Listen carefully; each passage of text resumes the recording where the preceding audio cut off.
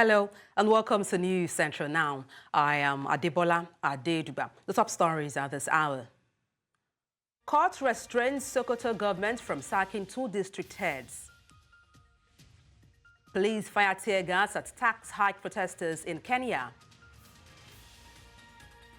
Democratic Alliance threatens to leave South Africa's government of national unity. And details shortly. Let's begin by telling you that the Sokoto State High Court has issued an order restraining Governor Mohammed Aliyu from sacking 2 of the 15 district heads his government has earlier removed from their seats. The order was sought separately by Buhari Dahiru Tambuwal and Abubakar Kasim, the district heads of Tambuwal and Kebe, who were among the rulers removed by the Sokoto state government on the allegation of insubordination and aiding insecurity in the state. The presiding judge, Justice Kabiru Ibrahim Hamed, however, ordered the governor of Sokoto State, his attorney general, and the Sokoto Sultanate Council to revert to status quo pending determination of the suit filed before him by the complainants, who were represented by Professor Ibrahim Abdullahi. Vice President Kashim Shettima is presiding over the 142nd National Economic Council meeting at the State House in Abuja. Some members of President Bola Tinubu's economic team are also attending the meeting. On Wednesday, the president's chief of staff, Femi Gbajabiamila, said Tinubu would discuss the new national minimum wage with state governors at the meeting. Gbajabiamila disclosed this when he spoke in Kano while leading a high-power delegation to commiserate with Shettima over the demise of his mother-in-law. The meeting comes days after the Federal Executive Council on Tuesday stepped down the report of the tripartite committee on new national minimum wage down, citing the need for President Bola Tinubu to further consult with other stakeholders on the matter. The Nigeria's Governors Forum has reassured Nigerians and organized labor that ongoing negotiations will result in a better minimum wage. Now, this follows the governor's initial rejection of the federal government's proposal of 62,000 naira, citing concerns that some states would need to borrow funds to meet the proposed salaries. An emergency meeting was convened by the governors after the Federal Executive Council postponed the minimum wage discussion on Tuesday to allow President Bola Tinubu to conduct broader consultations. In a communique released after the emergency meeting, which extended into the early hours of Thursday, NGF Acting Director of Media, Hamed Salihu, stated that the forum discussed various national issues, including the new national minimum wage. And to unpack this, I'm joined by the former Vice President, Nigeria Labour Congress, Comrade Fidelis Ede. Good afternoon. Glad to have you join me. Good afternoon. It's a privilege. Now, we understand that the Vice President is currently presiding over the NEC meeting, and part of the discussion will be the new minimum wage. What are your thoughts as to the outcome of this meeting? Well, it is sad that the colonial mentality of 1906 that brought into being Ordinance 16, master-servant relationship still operates. Is it not ironic and even a sad commentary that after negotiations, you now go and subject the product of a negotiation to just one tier or one arm? That is, the master will now meet to decide whether they will accept or not. That is not negotiation. That is imposition.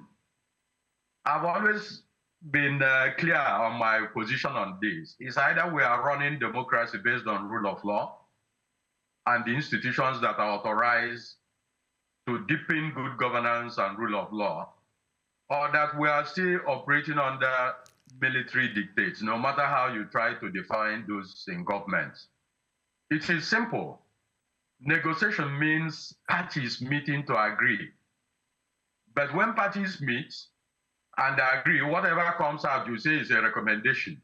You now take it to another level where those, the simple question one will ask in this meeting that is being presided over by the Vice President, Is the trade union representing the employees? Are they part of it?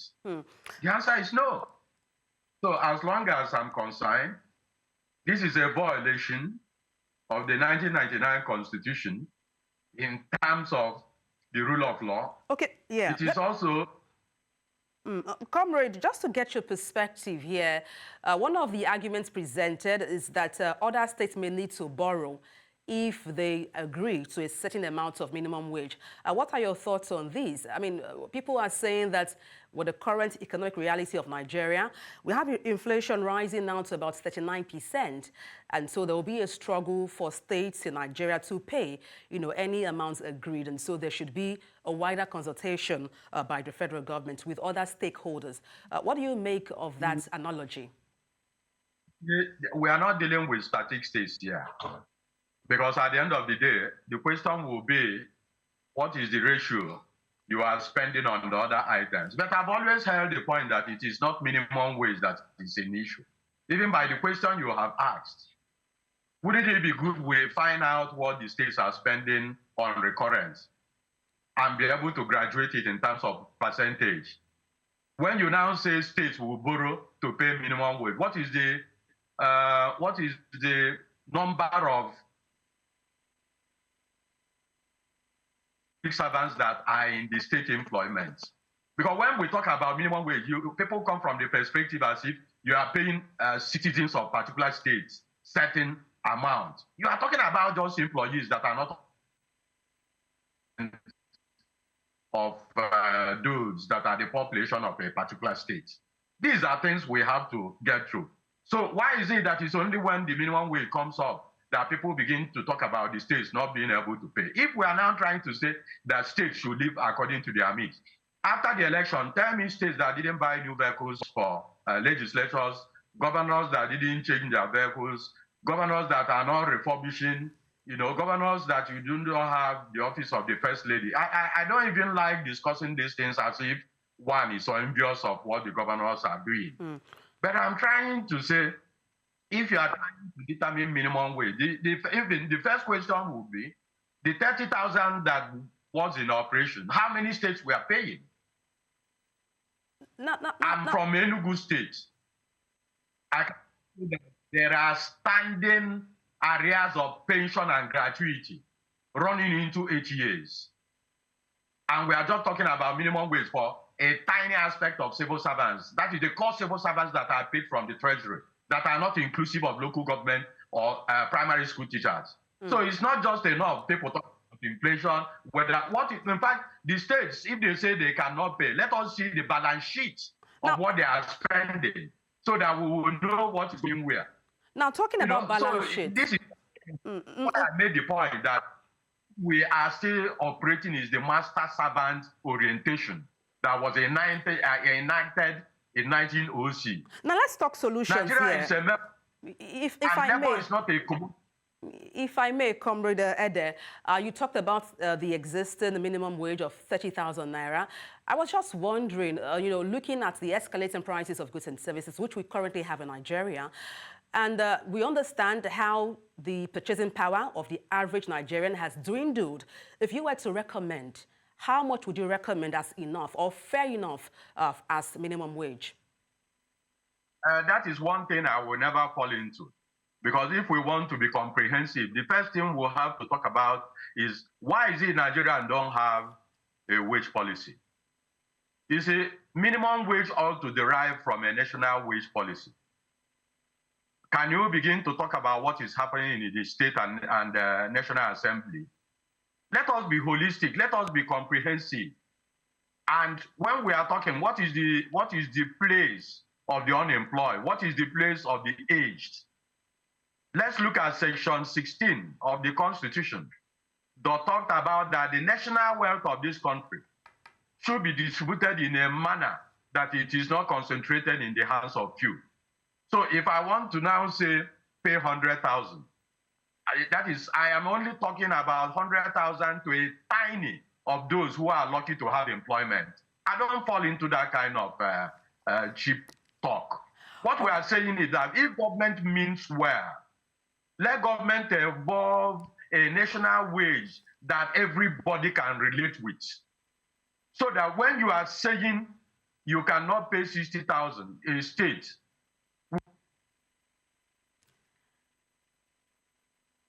well, that's a fine place to wrap up. Since we lost connection with our guest, our comrade Fidelis Ede, who is the former vice president for Nigeria Labour Congress. We thank him so much for his thoughts on the news. The Nigeria Senate Committee on Privatization and Commercialization has urged Rivers State Governor Siminalayi Fubara to maintain peace in the state despite the political crisis.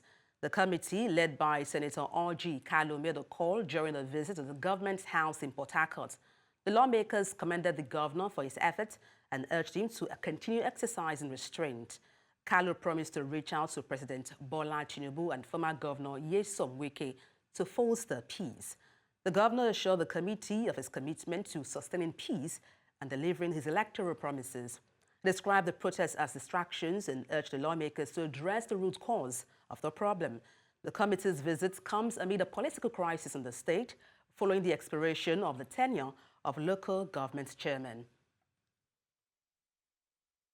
And to talk about this, I am joined by former chairman, Ikwere Local Government Area, and that's Dr. Samuel Wanosike. Good afternoon. Glad to have you join me. Yeah, good afternoon. It's good. I'm not former chairman. I'm the serving chairman of Ikwere Local Government Council. Okay. My tenure is still running based on the laws of Rivers State as made by Right Honorable Martin Amehule-led House of Assembly. All right, in contributing to the news you just read now, you can see the... I want to start with a question, if I may. Yes, if I may. I want to start by asking you, we've seen several protests rocking Rivers State. It's like another day, another drama unfolding in Rivers State. This week alone, we've seen two protests. Yesterday, we learned of a bomb being detonated at Presidential Hotel, in Rivers State. What's your thoughts or stance on this current political crisis rocking Rivers State? First of all, the information that was made available to you people is false. We all live in Rivers State. We are in Port Harcourt. We are not aware of any bomb being detonated at Hotel Presidential. Hotel Presidential is a public place. The governor came out yesterday and made a statement on it. Well, that's the governor. He's a human being. If he decides to play to the gallery, it's his business. There is no such thing known by us. And I know since the security matter, security agents are working on that issue. Going by what Senator Joseph Kalu said, which is very key, I want to say clearly, if you listen to what Senator Joseph Kalu said, you can see how a statesman speaks. Not the likes of Ikenga Ugochinyere, who has turned the Rivers State into a hustle point. Rivers State government is now his cash cow. Ugochinyere Ikenga, a member representative in Imo State at the National Assembly, has decided to increase the crisis in Rivers, in his pocket. A man goes to court, he sees a trial by lawyers, next thing he picks it up and runs to a channel television or any other station and say, oh, I have information in good authority. Meanwhile, it's a document that is properly filed at the court. And he's making it look as if somebody leaked an information to him. This man is increasing crisis in our state. Rather than go to make law for the people of Nigeria that is representing their Idato federal constituency, Ikenga Ugochinyere has turned himself into a money-making machine, deceiving the governor of Rivers State, lying to the governor of Rivers State, telling him he has the backing of 60 lawmakers at the National Assembly. We want to tell the entire public that the likes of Ugochinyere are the cause why these crises are increasing in Rivers State. I want to call the Federal Police attention that he should call Ikenga Ugochinyere. We have seen all the statements he's issuing, all the lies he's been lying because he wants to be making money, all the false narratives he's been displaying out there just because he wants this crisis to continue. If I may come in there, Rivers State. If I may come in there, I hear you. If I may come in there, there are certain assertions that, the former governor, Nyesom Wike, is allegedly trying to make the state ungovernable for the present governor, and that's Siminalayi Fubara. What are your thoughts on this? That's not correct. What is the problem? The problem is the governor had an ample time to conduct local government election. Justice Omotosho on the 24th of January 2024 gave an order. Conduct local government election. Don't do caretaker. Interfere in the activities of Right Honorable Mathiamewule-led assembly. Present a proper budget before the 27 lawmakers, not the 4 suspended lawmakers. All these orders of court were not obeyed by the governor. The governor had between January till the expiration of our tenure on 17th of June to conduct local government election to avoid this crisis. Because the governor didn't want to conduct an election in obedience to Section 7(1) of our constitution to get a democratically elected government. What did he do? He seized the allocation of city local government chairmen 3 and 4 months, gathered the funds, and just handed it over to his cronies. But then what press conference, if I may come in there, just to quickly chip in there, if you say that's false, what would you say to the pro-Wike demonstration that I held this week, protesting that the security officials still occupy at the local council premises? What are your thoughts? And why are we having protests supporting the former governor, Nyesom Wike, in Rivers State? First of all, the protests you saw the day before yesterday, we had 2 protests.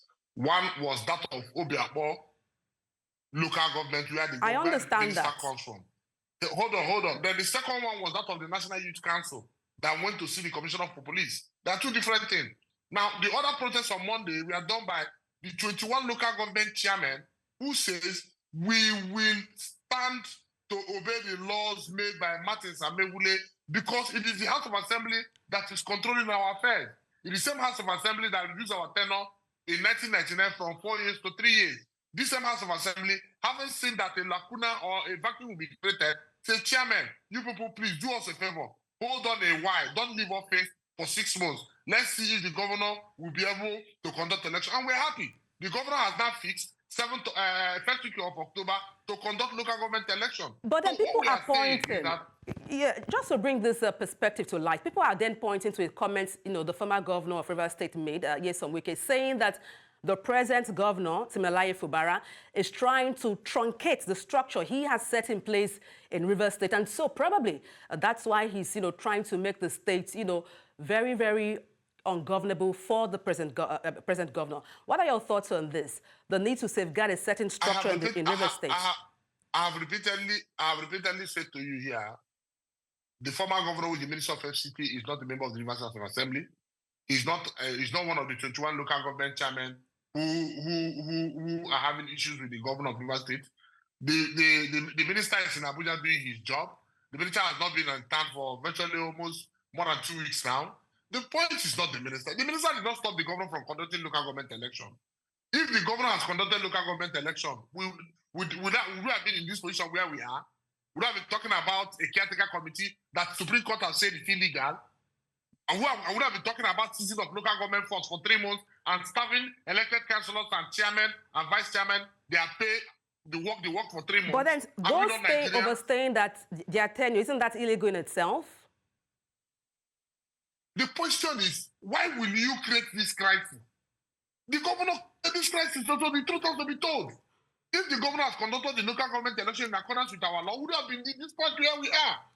Why would the governor withhold our allocation for 3 months only for him to set up a caretaker and hand over the funds to his cronies and say, stay anywhere in a hotel, wherever you want to stay, to spend the money without appropriation, without any program or policy? Is that the Nigeria that we all are talking about? Is it the constitutional democracy we are talking about? As media personality, we should state the obvious. Something created this crisis. What was it? The governor refused to conduct and local that's a fine place to wrap up. The capacity, where he had all the money, he had the crowd to conduct local government. Rather than he's telling us stories. That's a fine place to wrap up. As media personality, we need to present 2 sides of the coin. But then thank you so much for your time on the news, Dr. Samuel Wanosike. Many thanks once again. Thank you very much. You're live with News Central TV. Let's take a short break. Thank you for staying tuned. There was a mild drama at the Federal High Court in Abuja as a senior advocate of Nigeria, Adebola Adedugba, representing the embattled governor of Kogi State, has applied to the court to pull out his appearance for the former governor. And this is coming as the Economic and Financial Crimes Commission, EFCC, accusing Bello of embezzling about 80.2 billion naira, sought the permission of the court to dock Bello's legal representatives for failing to produce their clients before Justice Emeka Nwete to take his plea. Bello is facing a 19-count charge bordering on his alleged complicity in money laundering, breach of trust, and misappropriation of public funds. The court has on its record undertakings made by the different two senior advocates promising to produce him in court. It was as a result of that promise that the state stepped down the issue of his arrest. Now, today in court, they have not produced him. He's not in court. We have now invoked the disciplinary powers of the court because a promise, an undertaking to the court, is akin, a breach of a promise or undertaking to the court is akin to a breach of an injunction. We have now asked the court to proceed against the two senior advocates and have them docked for contemptuous conduct. We've invited the court to the different provisions of the rules. As a result of that, one of the senior advocates, in order to avoid it, has asked to withdraw from the case. But we've addressed the court on that, and the court has now directed that ruling will be delivered on the 17th of July.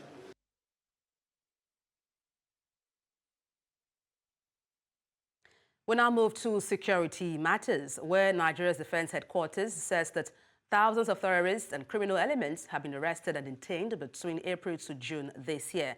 Director of Defense Media Operation, Major General Edward Buba, during a fortnightly briefing with newsmen in Abuja, says the troops also rescued almost 2,000 kidnapped victims, recovering a large cache of arms and ammunition from terrorists and criminal elements. He gave an update on the figures. 2,245 terrorists, arrested 3,682 suspects and other criminal elements. Troops also rescued 1,993 kidnapped hostages, most of whom are back with their families now, and we recovered 2,783 weapons with 64,547 assorted ammunition during the second quarter of 2024. Coming up, police fired tear gas at tax hike protesters in Nairobi. We have details shortly. Join us again.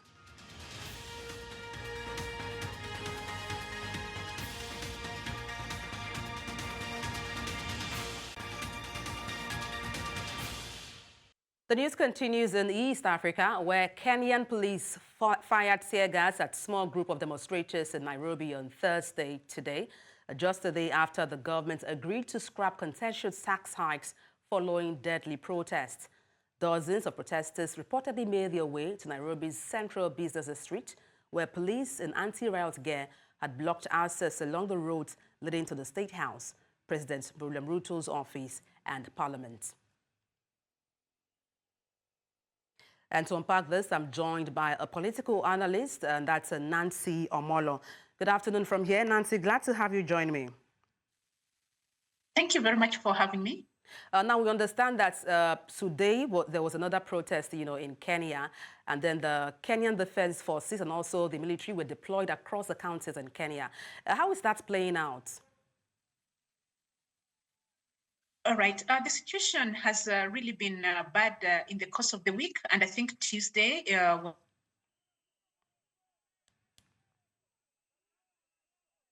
was said is withdrawn the bill. Many people were not sure that the youth, they call themselves Generation Z. These are the young people who were born between 1995 and 2010. So I'm not sure they're going to turn up on the street, but I came across one of the letters that they wrote, and they were defiant despite the president having said that he's withdrawn the bill. and is going back to the parliament because they think that their issues are not really being well addressed.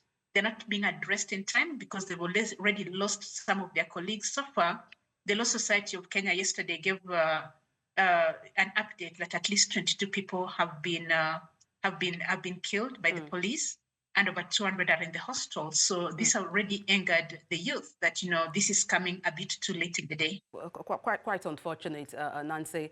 What's the atmosphere like today? We learned of protests happening in Kenya, and then we also, got a report of, the military deployed and also the Kenyan Defense Forces. How is the street like in Kenya? There's been a sporadic demonstration in various towns in Kenya, and in the central business district of Nairobi, they've employed the Kenya Defense Forces, the army, and the people still there, but the number is low as compared to Tuesday. And actually, this young generation, they call themselves Generation Z, actually, they were moving towards the State House. And I think the military and the police are very, they will not let them go past certain areas. So they're doing running up and down with the police. You touched on something quite interesting, Generation Z, Gen Z. Why do we have such high number of Gen Z on the street? What's peculiar about their interest in the protest in Kenya? All right. One of the things is that our demonstrations, even in the last election, the youth, this Gen Z generation, did not vote. And now all of a sudden, we're seeing the Gen Zs are full on the streets and are really demonstrating. But most of the things they're saying that, life is really difficult. A lot of them are unemployed. The taxes which has been introduced, which were ranging from taxes on data on the internet, taxes on fuel, bank transfer, diapers, and all that, is really going to affect them, and consider that they don't have employment. But I think this is slightly more than just this tax bill of 2024. I think it's a long, we've had, really bad governance over a period of time. And when President Ruto was elected, actually said, this was going to be a government of the hustlers, the young people, the women who are selling vegetables, the motorbike riders and everything. But this has not happened because in one of the letters of this group of people demonstrating, the young people who've told us, I considered that we are the generation Wazee, the older generation, so we should leave the demonstrations to them. But they're also just saying that there's some things they don't like in this government. For example, the corruption. Before the government introduces new taxes, how can they deal with corruption? Because they're thinking the government is not dealing well with corruption. There's also something they're saying that the blatant opulence by the politicians, that the politicians are buying high-end cars. Nancy, permit me to touch on something, something very vital, if I may, Nancy. Now, we understand that President William Ruto has scrapped the unpopular finance bill due to protest agitation that happened in Kenya. Now, we hear people are calling for his resignation. What more can you tell us about this? Can this happen, or that would happen in 2027, the next election year in Kenya?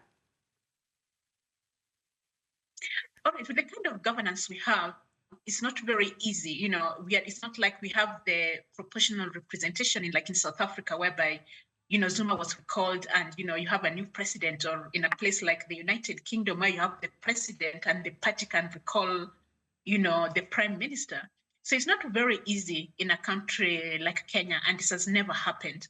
But again, we cannot rule it out because we've seen revolutions in various countries. We saw this in North Africa when there was the Arabs, the youth rose up against their governments. So we cannot rule it out. And the youth are saying that, they want nothing, and they want President Ruto to resign. Beyond that, they also want him to recall his cabinet because they don't have the trust in this cabinet, in this member of parliaments who actually passed the bill against their will. And after they passed that bill, yes, actually you find that some member of parliaments who actually voted yes, their properties were burnt down in various parts of the country. So it shows how the public are angry, and they're saying that these are people that we've elected to present us, and they should listen to us. So if they can't listen to us, then they don't need to be in the office. So all these are the things that the youth are saying. They're saying that they're not going to stop. Although some various parts of some politicians have also told them, you know what, quite a number of people have been killed, quite a number of people have been injured, over 200 people were admitted to various hospitals. But so far, they're saying that they don't fear death and they want to correct some of the malpractices which has happened in this country since independence. And some of them I would call them the capitalistic system, which we have, whereby we have the haves and the have-nots. Because they're saying that the people who own this country, the rich, they're just less than 10% of the population. So they want to correct this. They call it that we've inherited the colonial system. And I think that this is the capitalistic system, which ensures that the haves have more and they really don't have. And that's a fine place to wrap up. Thank you educated. so much for your insight on the news. Nancy Omolo, political affairs analyst. Many thanks once again, Nancy. Thank you so much. Bye. In Southern Africa, Democratic Alliance has filed papers with the Electoral Court to oppose the Umbuto Wisizwe Party, MK, request to have the 2024 national election results declared invalid. The DA says the MK party has not provided evidence to support their claims that the elections were rigged and that the MK party's bid aims to send the wrong messages about the elections and compromise the credibility of the Independent Electoral Commission of South Africa. Meanwhile, the IEC has also submitted an affidavit asking the court to dismiss MK's application. And to unpack this, I'm joined by political analyst Nsikelelo Breakfast. Good afternoon. Glad to have you join me. Thank you very much for having me. I mean, now Democratic Alliance is demanding for key cabinet posts. Why do they see this post crucial to their participation in the GNU? I think there are different understandings and interpretations about the provisions of the statement of intent, which is the document that was signed off by the coalition partners, namely the ANC and the DA and the IFP. Of course, of late, we have seen a plethora, I would say, of other political parties that have joined on board. But then the DA thinks that it is bargaining from a powerful position, because you must remember, the Constitution makes a provision for political parties to elect the president in 14 days. And the DA gave the ANC a buy-in to elect their own candidate, and then gave the ANC a buy-in to elect the Speaker of Parliament, and then got the Deputy Speaker. But also the DA has also supported the ANC in one of the provinces to be the Premier. So the question that they're asking themselves now is, what's in it for them? I think that's the bone of contention. But both, in my view, I don't think that they see the negotiations or the arrangement as a win-win situation. I think they see it as a win-lose situation. And I think this arrangement... Okay, I was going to ask, about threats. Now, is the DA's threat to leave the GNU a serious one? And then what implication will these have on South Africa's political landscape?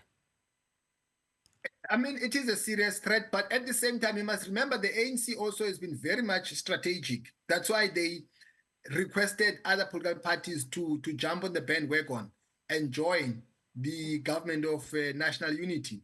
So if the DA walks out of the arrangement, I don't think that the government of national unity will collapse, but it will be a minority government. You see, it's a coalition government, but with the minority. So they can still be a government, but maybe they might struggle to make a decision. But I think the ANC is trying to circumvent this quagmire that it finds itself in, because I mean, clearly the DA doesn't come across to be wanting positions proportionally. I think they have another agenda, maybe, that they would like to reverse other decisions that have been made by the ANC in key strategic portfolios. Well, thank you so much for throwing more light on this. Nsikelelo Breakfast, political analyst, many thanks for your time on the news. Thank you very much. In the meantime, the Democratic Alliance says it might have to cancel the GNU deal with ANC following failure to resolve the cabinet deal with President Ramaphosa has failed to abide by the initial offer for cabinet positions he made to the party. Ramaphosa on Wednesday night allegedly altered the terms of the offer, replacing an offer for the Minister of the Department of Trade and Industry and Competition with the Minister of the Department of Tourism. With the country waiting in anticipation for Ramaphosa to announce a new cabinet, the latest developments could delay the announcement. Still ahead, Bolivia government presents charges against detained rebel military leader. We have details shortly. Join us again.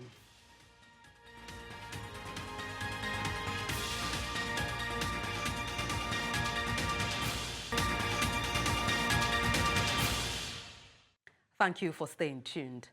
Bolivian Minister of Government Eduardo del Castillo has presented accusations against General Juan Jose Zuniga, who he says wanted to take command of Bolivia and become Captain General of the Armed Forces. The now-dismissed Army Chief, Zuniga, was arrested after troops and tanks entered Plaza Murillo, a historic square where the presidency and Congress are located. Efectivos del orden que puedan presentar al primer delincuente aprendido, al señor Juan José Zúñiga Macías, con el pueblo boliviano y con la democracia en nuestro país. Vamos a batallar, vamos a litigar, no serán procesos fáciles. And for more on this, I'm joined by our international correspondent, Afia Hagen. Afia, what's the latest from Bolivia? Well, this coup that took place yesterday was very quick. It was a flash in the pan, so to speak. It was over almost as soon as it started. But the General Juan Jose Zuniga, who you saw there in that clip, was arrested. Now, he said upon his arrest that he was acting on behalf of the president, President Luis Acre. Now, he said that the president said to him over the weekend that the situation was very bad and that this week would be critical. And he went on to say, and so it's necessary to prepare something to bring up my popularity. This is what apparently the president told this general. The general went on to say that the president said to him, shall we take out the armored vehicles? Now, the implication is here that General Zuniga is saying that the president asked him to organize this coup to up the president's own popularity. Now, the president at the moment, his popularity is pretty low for a number of reasons in Bolivia. But the general is saying that this coup that he organized and tried to instigate yesterday was upon the request of the president. Now, the defense minister that you saw there in the news conference said that total absolute control had been obtained by the military and that he urged the population that everything goes back to normal. And it seems at this point, everything has gone back to normal. Like I said, this coup was over almost as soon as it started. We understand there are, frayed nerves. I mean, why are tensions rising in the country? You're absolutely right in saying there are frayed nerves in Bolivia at the moment, and tensions have been rising because Bolivia is a country that does have a history of political instability, including military coups. And this failed takeover comes as this country, 12 million people in this landlocked country, is looking to go to the polls in 2025. Now, it has had an economic crisis, as have a lot of countries around the world, and that has sparked protests over the streets over the past 12 months. Now, they have dwindling foreign currency reserves, particularly of the US dollar. And as well as that, they've had severe shortages of fuel and other basic necessities. Now, the general prior to his detention was saying that he wanted to restore democracy, and he was talking about the country's economic woes. Now, I did say that they are going to the polls in 2025. The ex-president, this is President Morales, who is a left-wing contender, is thought to be going back to the polls in 2025, and he could possibly be more popular than the current president, who, like I said, has very dwindling poll numbers at the moment because of the reasons I mentioned: the economic crisis in the country, lack of fuel, lack of basic necessities, and lack of the US dollar. Now, what's been the reaction to this coup attempt? Now, this coup attempt has been condemned internationally. So you had the leftist side of the Bolivian parliament condemning this coup quite widely. The Bolivian Attorney General's office also said that all other participants should be held, as well as General Zuniga. Paraguay's president condemned it, as did Mexico's president and the European Union. Chile's president said, "We express our support for democracy in our brother country and for the legitimate government of Luis Acre." Now, the US Embassy said that it's closely monitoring the situation as well. And the Secretary General of the Pan American Organization of American States said that he condemned the mobilization by General Zuniga in the most energetic way, and saying that the army must submit to the legitimately elected civil power. Now, it is worth mentioning, yes, of course, this has been widely condemned, but it is also worth mentioning that this is now over. This particular coup attempt, and that's not to say there couldn't be others ahead of this 2025 election. Afi, I have to butt in there. I wish we had more time, but thank you so much for your perspective and for bringing context to this. Thank you so much, Afia Hagen, our international correspondent. And that's all on the news. But before we go, let's take a look again at some of the major stories. Court has restrained Sokoto government from sacking 2 district heads.